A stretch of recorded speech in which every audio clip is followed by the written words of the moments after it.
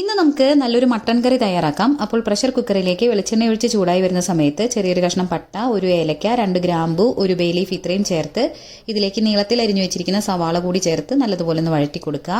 ഉള്ളി ചെറുതായി ഒന്ന് വാടി തുടങ്ങുന്ന സമയത്ത് ചതച്ചു വെച്ചിരിക്കുന്ന ഇഞ്ചി, വെളുത്തുള്ളി, പച്ചമുളക് ഇത്രയും ചേർത്ത് നല്ലതുപോലെ ഒന്ന് വഴറ്റി കൊടുക്കാം.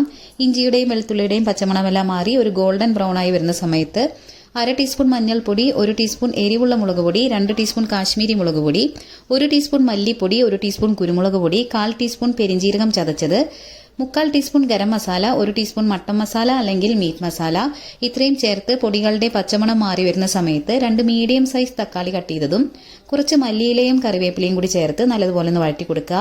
തക്കാളിയെല്ലാം നല്ലതുപോലെ സോഫ്റ്റായി എണ്ണ തെളിഞ്ഞു വരുന്ന പരുവത്തിൽ ക്ലീൻ ചെയ്തു വെച്ചിരിക്കുന്ന മട്ടൺ ചേർത്ത് ആവശ്യത്തിന് ഉപ്പ് കൂടി ചേർത്ത് നല്ലതുപോലെ ഒന്ന് മിക്സ് ചെയ്തതിന് ശേഷം മൂടി വെച്ച് വിസിലിടാതെ ലോ ഫ്ലെയിമിൽ 10 മിനിറ്റ് നേരം ഒന്ന് കുക്ക് ചെയ്തെടുക്കാം.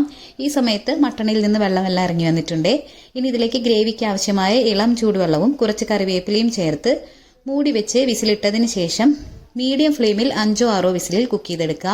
അതിനുശേഷം തുറന്നു വെച്ച് ഒരു 5 മിനിറ്റ് നേരം മീഡിയം ഫ്ലെയിമിൽ നല്ലതുപോലെ ഒന്ന് തിളപ്പിച്ചെടുത്തു കഴിഞ്ഞാൽ രുചികരമായ മട്ടൻ കറി റെഡി.